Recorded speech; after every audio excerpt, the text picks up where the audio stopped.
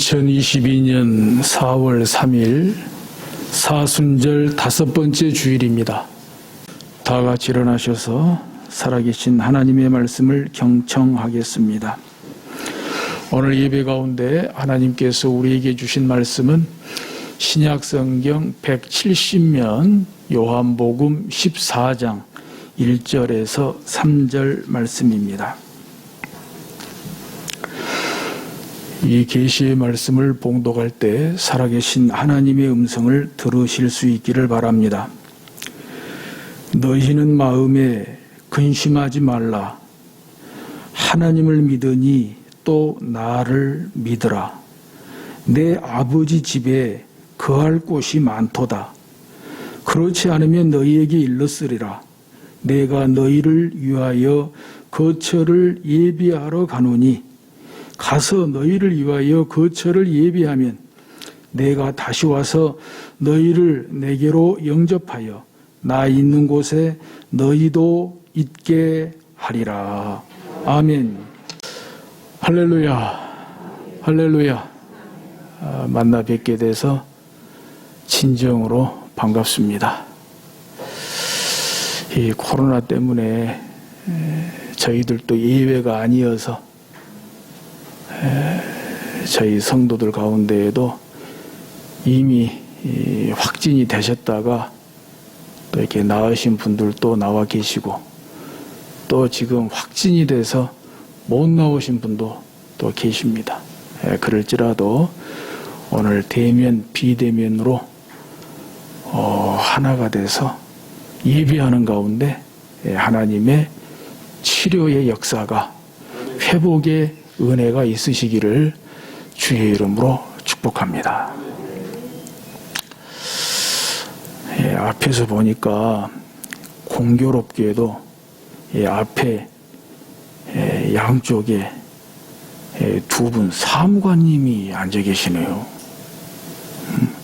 한쪽은 국세청 사무관님, 한쪽은 법무부 사무관님.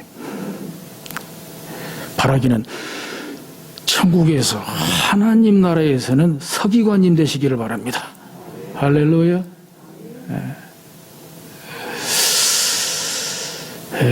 꽃피는 봄이 드디어 찾아왔습니다. 산의 들에 개나리, 진달래, 목련, 벚꽃까지 지역에 따라서는 화창하게 피었습니다. 아직 우리 동네는 아직 꽃망울만 머금었죠. 오늘 같은 날은 예배 잘 드리시고 오후에는 안전한 한도 내에서 좀 꽃 구경도 한번 해보시는 것도 거룩한 날, 복된 날, 복 주시기로 약속한 날 참으로 좋은 시간이 될 것으로 봅니다. 자, 그러도록 오늘 예배 잘 드려야 되겠습니다. 말씀 잘 들어야 할 줄로 믿습니다. 근심하지 말고 믿어라. 근심하지 말고 믿어라. 이 아멘이 나와야죠. 근심하지 말고 믿어라. 4월 주제입니다. 4월 주제 설교인데 오늘 본문 가운데 1절에 주님의 말씀입니다. 너희는 마음에 근심하지 말라. 하나님을 믿으니 또 나를 믿으라. 주님이 제자들에게 하신 말씀이 너희는 마음에 근심하지 말라 그랬어요. 얼마나 그 당시에 제자들이 근심이 깊었으면 예수님께서 십자가의 죽음을 앞두고도 이렇게 제자들을 배려하시고 제자들을 안심시키고 했겠어요? 사랑하는 성도 여러분, 여러분들은 어떻습니까? 근심이 있으십니까? 근심이 있으십니까? 뭐 한쪽에서는 그걸 말이라고 하십니까? 어디 근심이 한두 가지겠습니까? 막 이런 소리가 제 귀에 지금 들리는 것 같아요. 그런데도 혹시 이 가운데 나는 근심은 한 가지도 없어. 나는 근심은 한 가지도 없어. 다 편안해. 혹시 그러시는 분은 안 계십니까? 그러시는 분이 계시다면 정말 감사할 일이고요. 정말 부러운 일이죠. 사실 지난 한 주간 동안에 오늘 본문 가지고 설교를 준비하면서 본문 말씀을 보게 될 때 1절 말씀에서 그냥 시간이 멈춘 것처럼 멈추더라고요. 1절 말씀에서 시간이 멈추는 것처럼 멈춰요. 가만히 생각해 보니까 하루도 근심 안 하고 넘어간 날이 없더라고요. 세상에 목사가 하루도 근심 안 하고 넘어간 날이 없어요. 솔직하게 말씀을 드리면. 또 이제 수십 년 습관이 되다 보니까 그 저녁에 잠자리에 들기 전에 자동적으로 여러분도 그러실 거예요. 그냥 내뱉듯이라도 기도가 나오거든요. 주님하고 하루 살게 된 것 감사하고 또 잠자리에 들게 된 것 감사하고 또 내일을 기약하면서 감사하고 하면서도 이제 뭔가 주님께 뭐 좀 기도하는 게 있잖아요. 한마디라도. 근데 한마디 기도한 게 되게 근심이더라. 근심. 주님 뭐 이렇게 해 주십시오. 주님 이렇게 해 주십시오. 뭐 걱정 근심 태반이더라고요. 걱정 근심 태반. 여러분 이거 해결해야 되지 않겠습니까? 왜냐? 근심은 믿음을 떨어지게 해요. 근심은 믿음을 떨어지게 한단 말입니다. 실족하게 만든다 이거예요. 그래서 근심을 해결하는 유일한 대안으로 하나님을 믿으니 또 나를 믿어라. 이것은 다름 아닌 믿고 또 믿어라. 믿고 또 믿어라. 믿음 외에는 다른 대안이 없다는 거예요.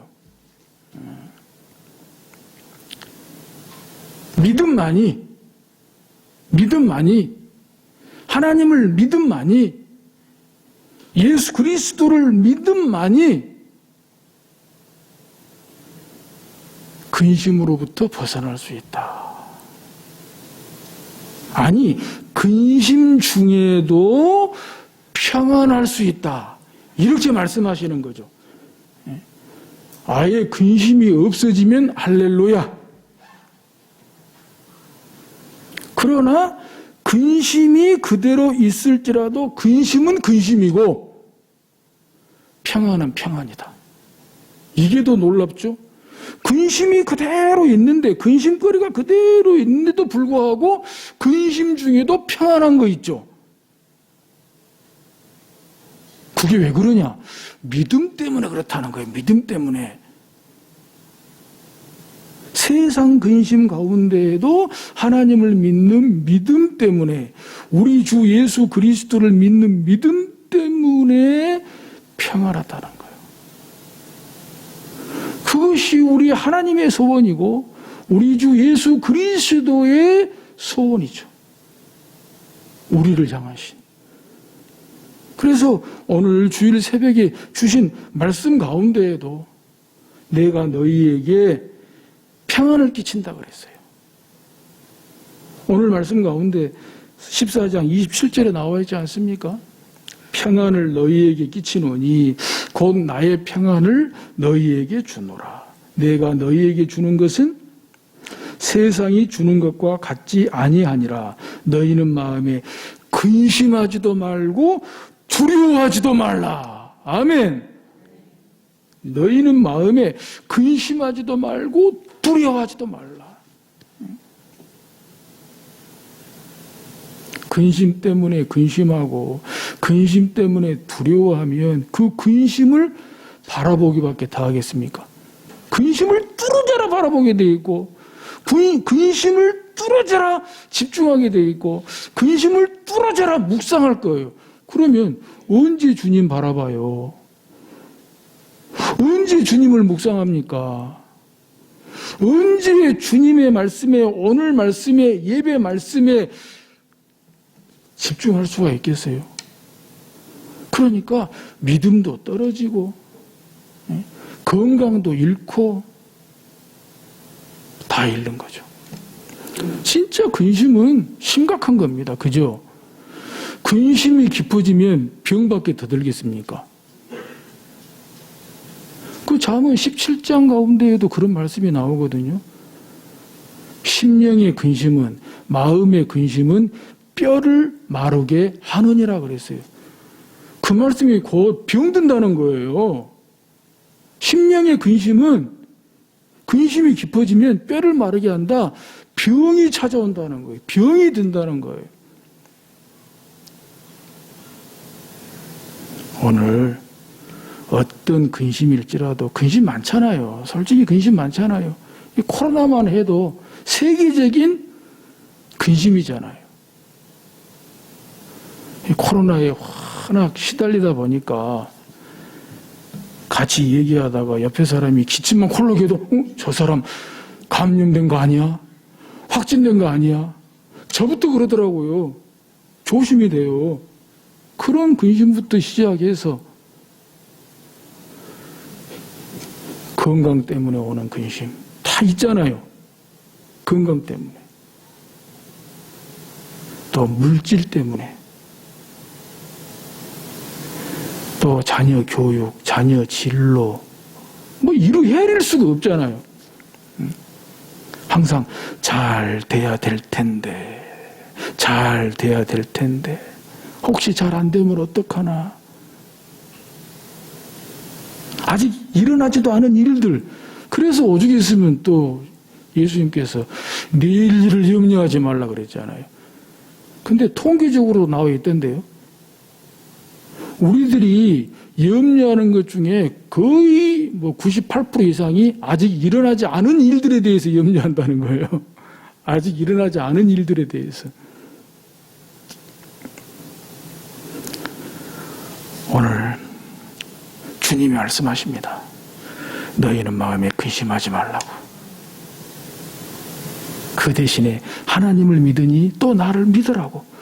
믿고 또 믿으라고.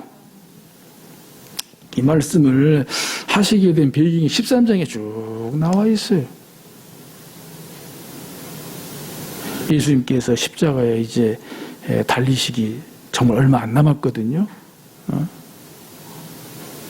마지막 한 주간 밖에 안 남았거든요.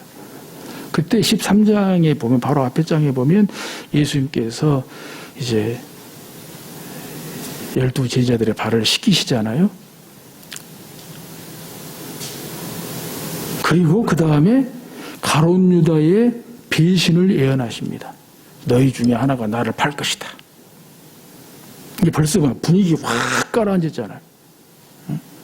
제자들은 지금 한껏 지금 들떠 있잖아요. 막 가슴이 부풀어 있습니다.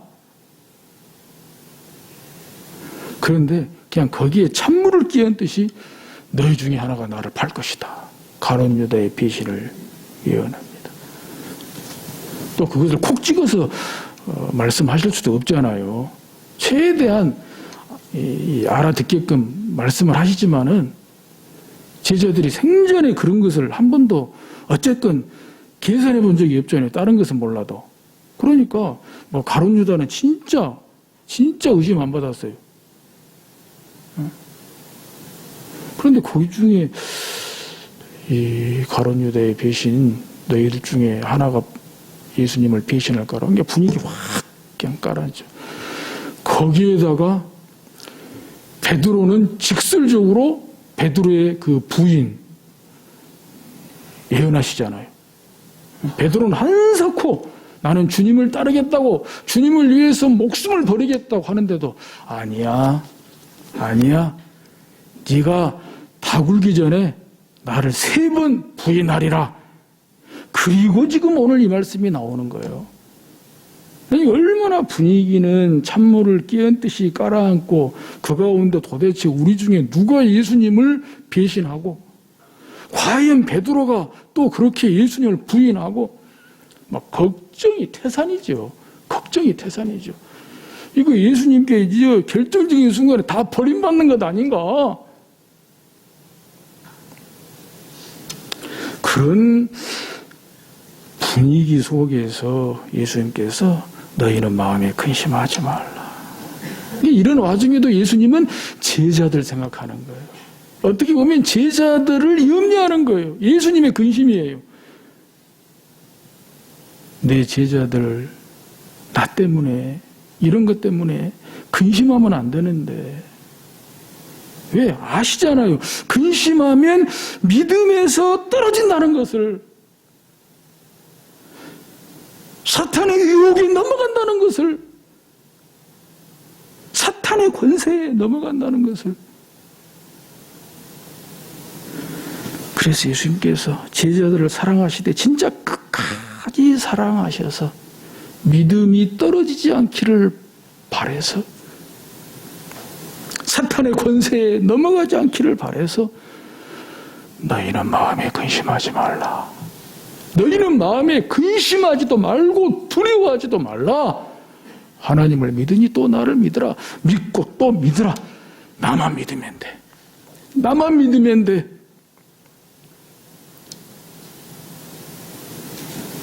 부인했을지라도 다시 돌아오면 되지. 회개하고 돌아오면 되지. 내가 너를 위해서 어떻게 기도하는데, 내가 너를 위해서 어떻게 기도하는데, 사탄이 아무리 밀 까부르듯이 까부러도 내가 너를 위해서 어떻게 기도하는데, 내가 너를 얼마나 보호하는데, 괜찮아. 나만 믿으면 돼. 나만 믿으면 돼. 이 은혜가 우리 가운데 있음을 믿습니다. 이 말씀이 오늘 우리를 위해서 주시는 말씀인 줄로 믿습니다. 근심하지 맙시다. 근심하지도 말고 두려워하지도 맙시다. 근심 있더라도 그대로 두고 우리 하나님만 믿읍시다. 우리 주 예수 그리스도만 믿으실 수 있기를 주의 이름으로 축복합니다. 2절에 내 아버지 집에 거할 곳이 많도다. 그렇지 않으면 너희에게 일렀으리라. 내가 너희를 위하여 거처를 예비하러 가노니 가서 너희를 위하여 거처를 예비하면 내가 다시 와서 너희를 내게로 영접하여 나 있는 곳에 너희도 있게 하리라. 그리고는 완전히 분위기를 급반전시키면서 내 아버지 집에 거할 곳이 많도다. 내 아버지 집에, 내 아버지 집이 어디예요? 천국 아닙니까?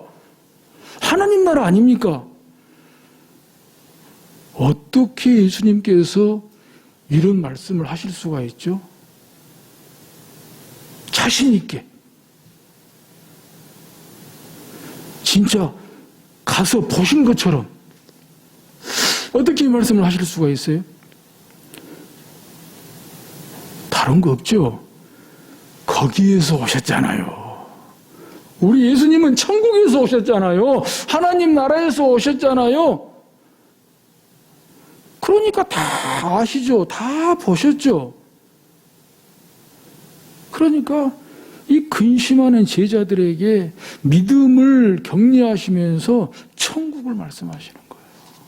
천국. 그 천국의 부요함, 천국의 풍성함, 그런 천국에 근심이 삐집고 들어갈 때가 어디 있겠습니까? 근심이 삐집고 들어갈 때가 어디 있겠습니까? 요한계시록에 보세요. 천국은 전부 막 금은 보석으로 다 지어지잖아요. 그건 뭐예요? 세상에서는 금은 보석이 정말 보석이지만 천국에서는 금은 보석이 돌덩어리나 마찬가지예요. 돌덩어리나 마찬가지예요. 그런 천국에 무슨 세상 근심이 있겠냐? 무슨 세상 근심이 있겠습니까? 무슨 세상 근심이 삐집고 들어갈 때가 있겠습니까? 예수님께서 이 천국에 대해서 말씀하시는 거예요. 다만 천국은 이 세상에서 어떻게 들어가요?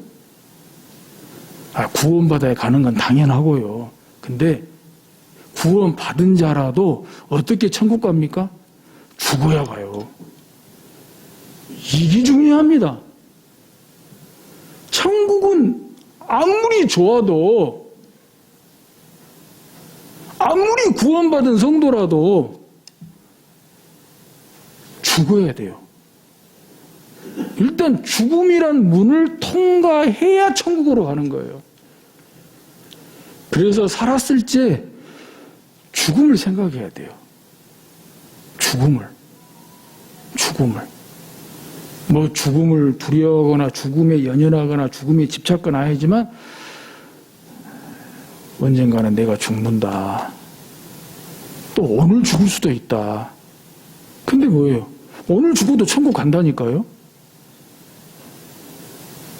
다만 오늘을 살아도 천국을 살아야죠. 그리고 오늘 죽어도 천국을 가야 되죠. 거기에 진정한 인간의 겸손함이 있는 거예요. 그 죽음을 모르면요 절대 겸손할 수가 없어요. 100세가 아니라 120세를 살아도 죽어요. 그 죽는다는 걸 알아야 돼요. 죽는다는 걸 알아야 겸손하다고요. 허튼 짓 안 하고요. 어리석은 짓 안 하고요. 나쁜 짓 안 하고요. 뭐 하긴 하죠. 할 수도 있죠. 우리라고 다 뭐 선한 일만 합니까?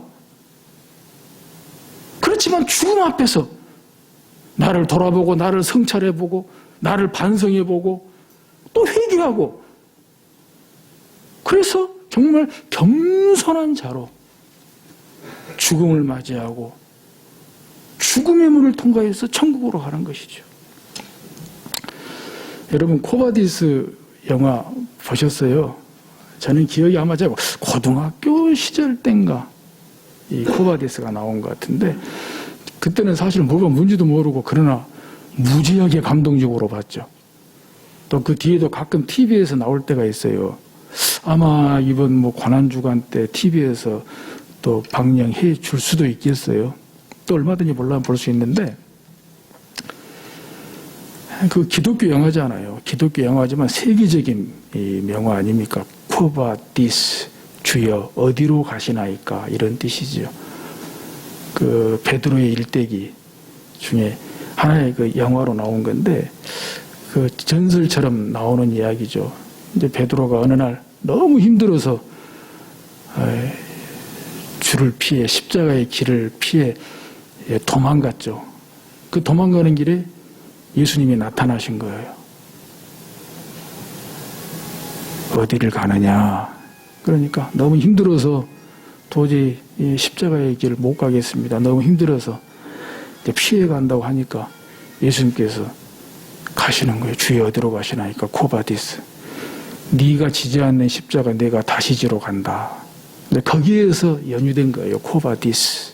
근데 그 영화에 보면 배경이 네로 황제 때잖아요. 네로 황제 때. 그때 네로 황제 때 어느 젊은 장군이 전쟁에서 승리하고 돌아와요. 그래서 크게 개선식을 하거든요. 개선식, 퍼레이드를 하는데 그 장군이 탄 전차 뒤에 한 노예가 그 월계수관을 들고 외치는 소리가 있어요. 메멘토 모리, 메멘토 모리. 그렇게 외치는 거예요. 근데 그 뜻이 놀랍게도 죽음을 기억하라 뜻입니다.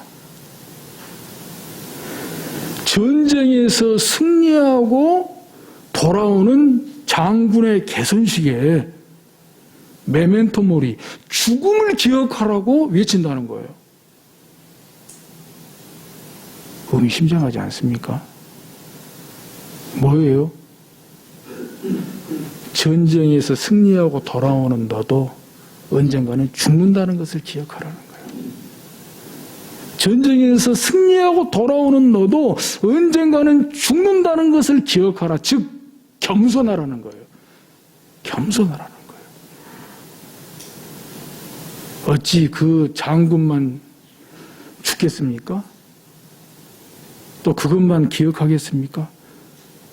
그 장군이 전쟁에서 승리한 그 전쟁에서 죽어간 병사들은 또 얼마겠습니까? 아군도 죽었을 것이고 적군은 더 많이 죽었겠죠. 그 전쟁에서 죽어간 그 고귀한 생명들, 그 죽음도 기억하고 너도 언젠가는 죽는다는 것을 기억하라. 전쟁의 승리 앞에 오만하지 말고 겸손하라는 거예요. 중세 수도사들의 인사도 메멘토모리였다고 합니다. 메멘토모리.